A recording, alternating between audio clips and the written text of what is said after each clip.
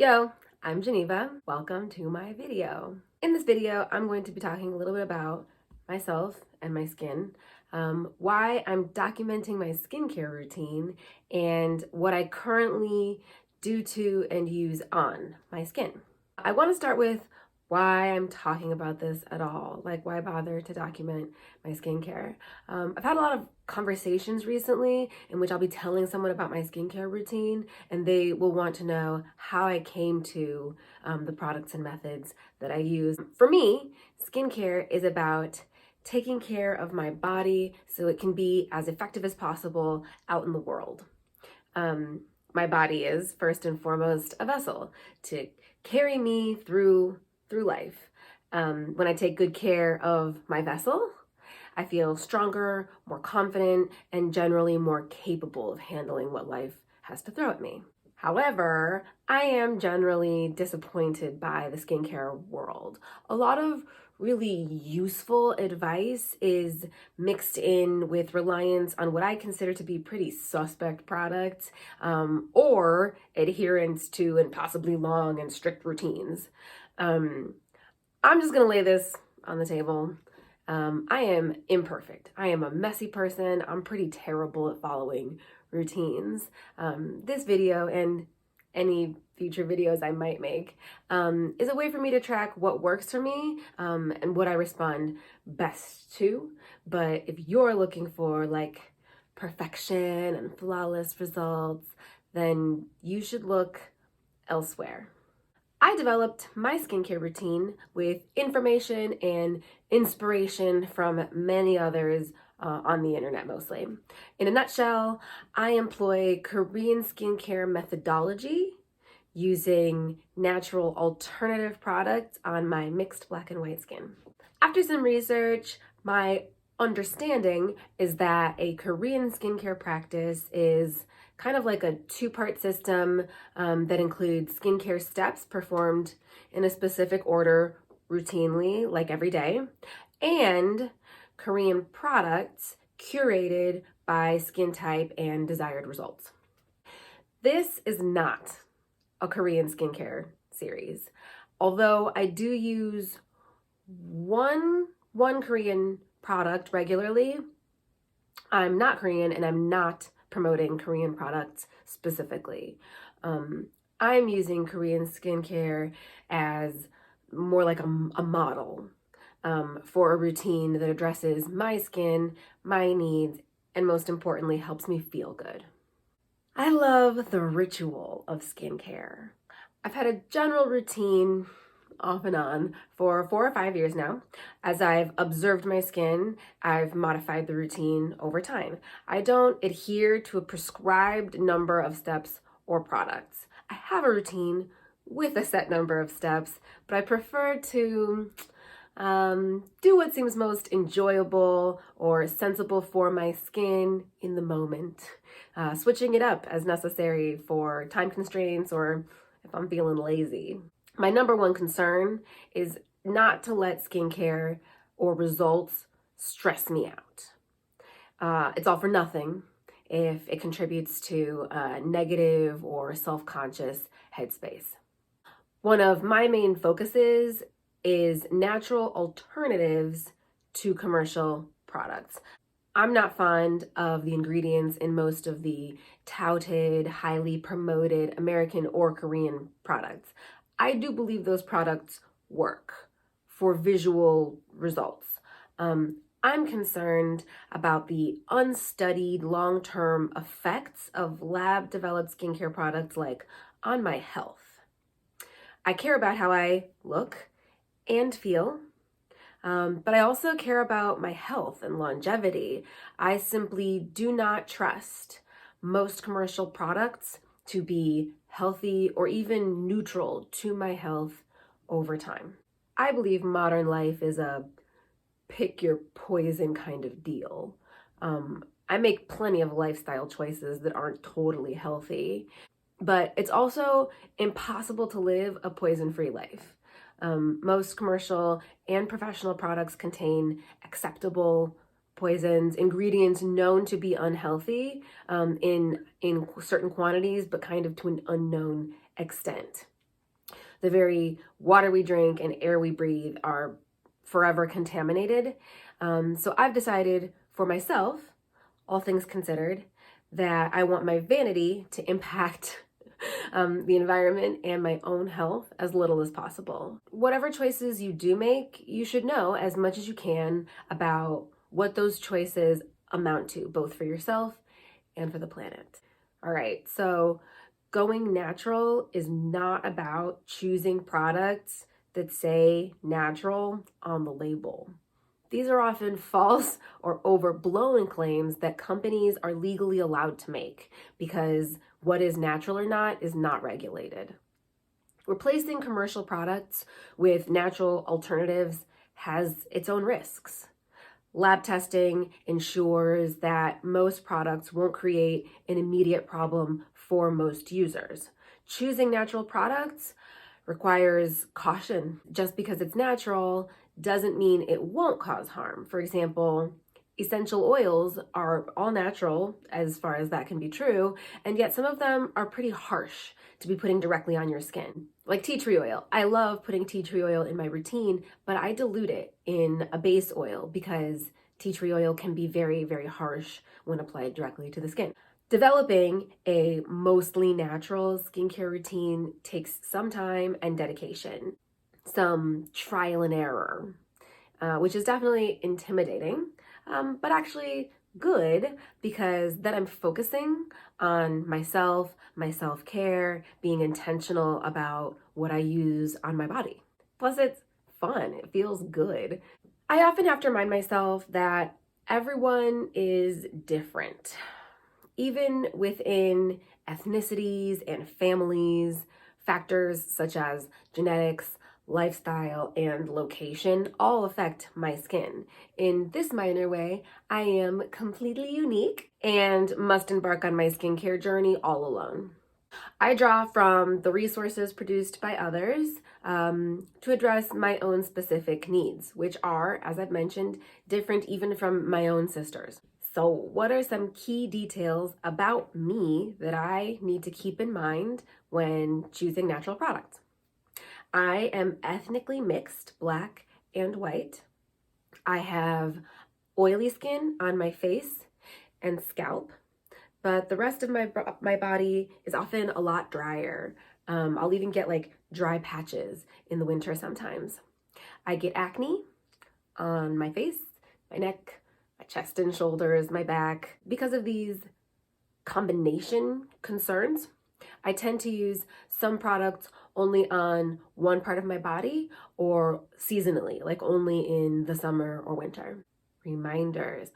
My uniqueness is why, though I often forget, I try to remember to spot test any new product before I incorporate it into my routine. Like I would hate to cover my face in something without knowing that it was going to cause a huge breakout. So spot test by putting a small amount like on the corner of your face or neck or something and see if it causes a problem. Then if it doesn't, I like to incorporate it in my routine for like a month or so before I decide to add it permanently.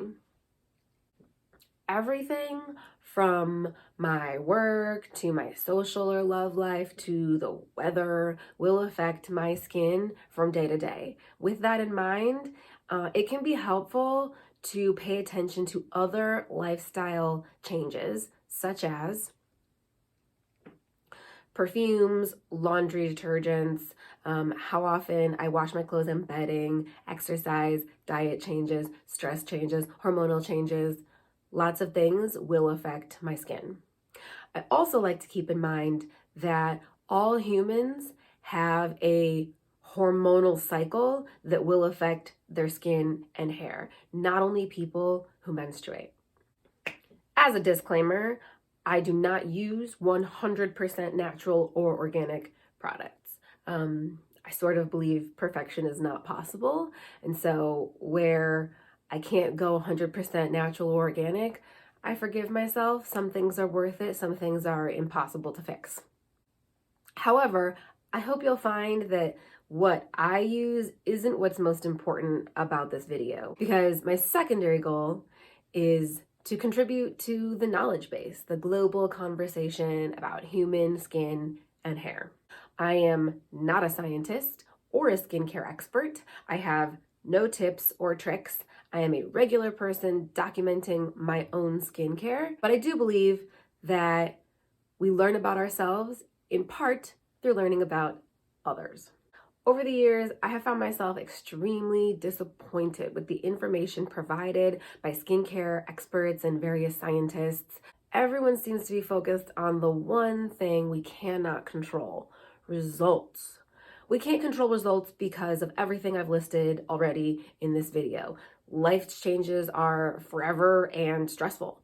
Everyone is genetically different. Everyone has different lifestyle habits. People live in different climates.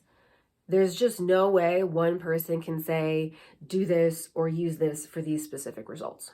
So instead of seeking the perfect thing to do according to all the experts and being mad that they can't possibly address my unique skin situation, I took responsibility for understanding my own skin without relying on partial kind of cookie cutter expert advice. This journey is as intimidating as it was before I went natural. But I've embarked on this journey for my own health and happiness. That choice is yours. Take what vibes, leave the rest. My routine. While I do shower occasionally, I usually take old-fashioned baths these days. Baths are great for several reasons. They feel awesome. I love lounging in hot water. They save water, even if followed by a recommended clean rinse, like 30 seconds or less. They are dedicated, solitary self-care time, which I think everyone needs sometimes. For me, self-care has been a good way to slowly build self-love. And key for me, because I have acne, baths help soften the top layers of dead skin for more thorough exfoliation. Exfoliating regularly helps prevent and treat acne. So this is my ideal routine. But remember, I said I don't adhere to this every day. A few times a week, I'll take a hot bath and perform most of these steps. Perfection is not my goal. Results are only part of my goal. My overall goal is to feel good. All right. Step 1, remove makeup. Makeup is inherently full of things that really aren't very good for your skin. So consider that a full face of makeup might contribute to skin issues you have. Lots of people can use oil just to remove their makeup. I don't, because I don't like putting oil quite that close to my eyes. Like if I have eyeliner or mascara on, I don't really want to run the risk of rubbing oil into my eye. So I just use like the closest thing to natural I can find, which is a fragrance-free, waterproof eye makeup remover from Whole Foods. The key ingredient that helps remove the makeup, which is often oil-based without using oil to dissolve the makeup, is, I think, glycerin. So glycerin is generally pretty safe and not terrible for the environment. Step 2, brush and floss. Brushing and flossing can sometimes, irritate the area around your mouth, so you want to do it before your products. You also don't want to put on products and then like rinse your mouth, sort of exposing the area around your mouth to the air again. So always brush and floss before you apply products. I try to use like bamboo or recycled plastic toothbrushes to try to use less plastic in the world. A lot of products come in plastic packaging and you can't really avoid that level of waste if you want to use products, but I'm slowly working on eliminating products that use packaging, meaning I will at some point have to come up with an alternative for my makeup remover and several of the other products that you'll see here. Toothpaste is one of those things that creates a lot of plastic in small pieces that isn't great. I do buy toothpaste in a tube when I need to, but I'm trying to rely a little bit more on a toothpaste concoction that I can put into a jar that is reusable and not as much plastic. So I still use a lot of plastic in my life, but I'm slowly trying to cut plastic bottles out and replace them with things that I can either reuse and refill, or won't be as impactful to the environment if I do have to throw them away. Another one is dental floss. This one's dental lace, kind of one of the more popular brands, but there are totally other brands out there that make reusable glass floss containers and have sort of organic or vegan floss options to refill them with. One is Mother Earth. There are a bunch now. Do your research if you care about eliminating plastic. Step 3, oil cleanse. What's an oil cleanse? Yeah, I clean my face with oil. It's actually pretty common. I have oily skin, and despite some misconceptions in the world, oil dissolves oil. So to break down oil-based contaminants on your skin, including your own facial oil, another oil is often a very good option to help clean that. In a Korean skincare routine, a lot of people, regardless of what type of skin they have, will both oil cleanse and foam cleanse to break down different types of contaminants on your skin. When I oil cleanse, I use grapeseed oil with several drops of tea tree oil in it. Grapeseed oil has a very similar consistency to your own facial oil.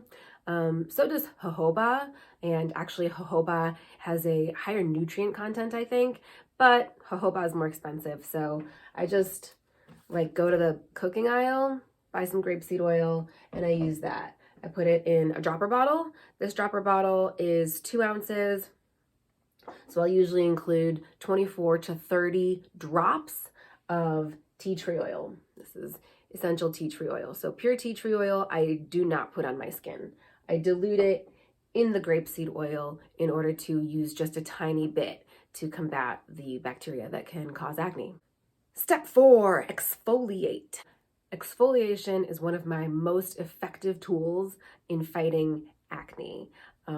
Removing the top layers of dead skin helps bring new skin to the surface, helps the massage motion, helps get the blood flowing. And then as soon as you're removing those top layers, the blemishes have a way to work themselves out of your skin without applying pressure. Exfoliation is also great for getting a closer shave on your face, on your legs, wherever. You remove the dead skin around the hair follicles, so there's less of that catching that can sometimes happen. I exfoliate using a pair of EcoTools scrub gloves that I got. They're very old. They've lasted many years. These types of scrub gloves are super effective. They hug your hand really well. They create a great smooth, they exfoliate really well. I mean, they're made out of recycled materials, but they're kind of just another thing that's going to end up in the garbage, unable to break down. So I'm looking into alternative scrubbing options as well. Step 5, shave. Shaving also creates a lot of garbage in the world. Plastic razors just kind of end up in landfills.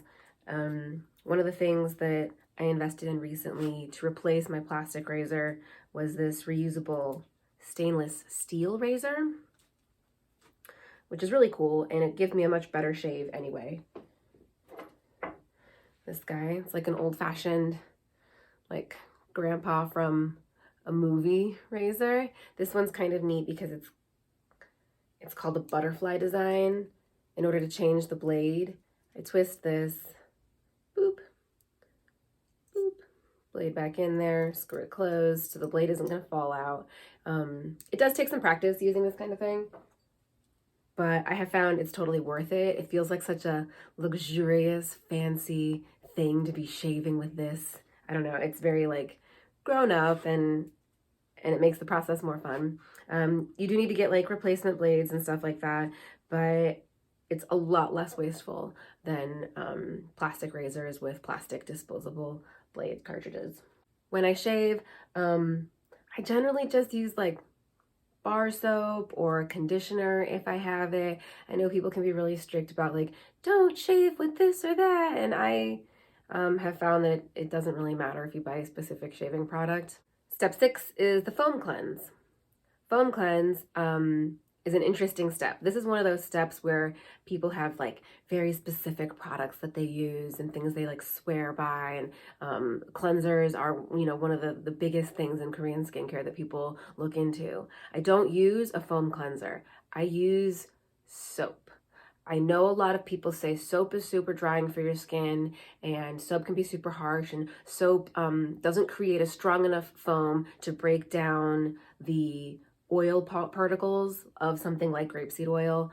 All of those things may very well be true, but I don't like the ingredients in any foam cleanser I've ever used, especially things like microbeads, and it's a mess in my opinion. I don't like foam cleansers. I like bar soap, and I like bar soap that comes without a package or with just like a simple brown package.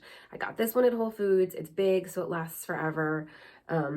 Especially this Good brand is responsible. Soap is drying, but there are things you can do to combat that, and for me, it's worth it to cut down on the packaging. I foam cleanse in the bath all over my whole body, so I usually use like a washcloth, just a washcloth, get it wet, foam it up, and then I do my whole body, in my face, ears, whatever. I don't do too much of that where I shaved, if I shaved that day, because it can be so drying. So, I drain the bath, I rinse off with some hot water. Next step is applying some products. Toner kind of like prepares your skin to receive the goodness of the other products.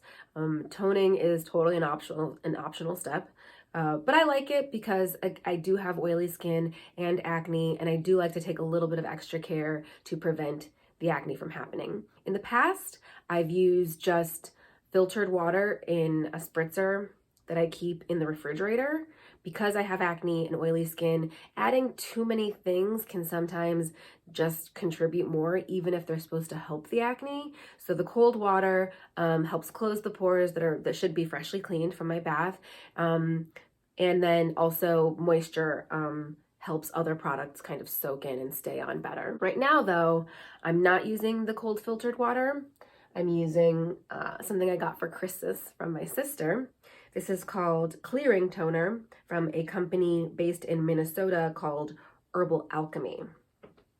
It's the Silk and Willow Bark Clearing Toner. It has all natural ingredients, some of which are specifically for people with acne. It does have naturally occurring salicylic acid in it, so that was something I was really excited for, because salicylic acid totally works to help acne, but it's often included in a lot of products with other stuff I don't want. So that toner has been awesome so far. Step 8 is my essence step, another totally optional step, but this one I swear by. I don't swear by a lot of like packaged products that I buy in a bottle, usually any brand will do, but I've been using this for years and I do really love it. If you do any kind of skincare research, especially if you do any research on Korean skincare, you will almost certainly see this on a blog post or in a video. It's called the COSRX Advanced Snail 96 Mucin Power Essence. So you're like, Snail 96 Mucin, huh? That sounds awesome. That sounds gross. Yeah. So at first I was like, ew, snail mucin on my skin. Why do people do that? I'm not going to do that. And then I tried it just to see, and I really like it. It has a very delicate, not greasy finish, really like not too dry, holds the moisture in well. And then I do think that the snail mucin has a really nice regenerating effect. Because I'm half black, sometimes my acne can cause dark spots on my skin, and they're not the worst thing ever. I don't put foundation on to cover them up because I think that'll just make the problem worse. But the snail gel, I do think, kind of helps the skin regenerate faster. There's definitely an ethical argument about snail mucin. Should we do it? Does it hurt the snails to extract the mucin? I don't know the answers to this, but according to my research, they do not kill the snails to make the snail mucin, and it does not hurt them to extract the snail mucin. If I find in the future that that's, totally false and they're just trying to sell me snail mucin, then I will have to break up with snail gel. But right now, I really love my snail gel, and it's one of those things, if I don't use anything else, I'm gonna put on some snail gel. Other than my snail gel, this bottle dropper of the grapeseed oil with the tea tree is one of my most used and favorite products. I use it to oil cleanse before I wash and everything. But then I also use it as sort of a serum step in my routine. A serum step is an optional step that is moisturizing, and it's the time to apply a light or thin layer of something that you want results from. Very often a serum is going to be brightening or clearing or extra moisturizing or anti-aging. Mine is anti-acne because of the tea tree oil. Just a few drops spread very thinly over my face prior to the moisturizer step will help with the acne. So even though we did a serum step, the moisturizer step is a separate step altogether. Sometimes I'll just use this grapeseed oil as my moisturizer, and instead of just a few thin drops, I'll just put a layer on my face. And then I do also use this grapeseed oil concoction on my whole body, especially in the summer because it's light. It's easy to get a thin layer. It absorbs quickly. It's sort of the perfect all-around moisturizer in my life. But on my face, if I need extra moisture, especially in the winter, I will add something extra. There are several products I've used. This one is my favorite so far. It's called Egyptian Magic. Label's a little rubbed off, but this is another one that's really popular online. This is my first time using it, and I would buy it again. It has just very simple ingredients. It is oil, so you do want to make sure that you have slightly damp skin or tone before you apply it. I find it to be really awesome. The only thing I've found similar is something my mom has been using for several years called Boom Silk. Also really great ingredients, but for me, a totally inaccessible price point. And a lot of these choices are based on financial accessibility. Sometimes you just can't afford jojoba oil, so you get grapeseed. Sometimes you can't afford the fanciest thing, so you just get what works. I insist on these when I can. But if all I had was this and some soap, I'm sure I could make it work. Deodorant. There are lots of deodorants in the world that work perfectly fine. I find that this one is good for my use. I don't really like using deodorant that much because of the residues, and I'm very fortunate. I don't smell very terrible a lot of the time. So I actually just use like crystal deodorant. This one is a plastic container that I don't like, but you can get it in a standalone bar. It just maybe requires a little bit more looking. And then I'll talk a little bit about perfume. I don't wear perfume anymore. I never really wore much perfume, but I did experiment with essential oils. Some essential oils I won't even try putting directly on my skin, like the tea tree oil. It's just too harsh. But some of them don't cause problems at all. I wanted a scent that was sharp and represented me, but didn't irritate my skin. So I experimented with a couple of different essential oils, and the one I found worked for me is just pink peppercorn essential oil. I spot tested it like on my neck before I started using it, and I didn't have any problems. So I'll just dab several drops of this like inside my arms, on my neck, sometimes here on my clavicle or my wrists to give myself sort of a fresh peppery scent. In closing, I want to remind myself to be patient with me. When I can't stick to my routine, I will do it when it feels good. I'll let myself draw it out into months, years if I need to. Most importantly, I am here to invest in a practice of relaxation and self-care. I am here to learn about myself. I'm going to cherish what vibes with me and leave the rest behind. Like and subscribe to keep up with Geneva's Skin. Don't forget to do something loving for yourself today.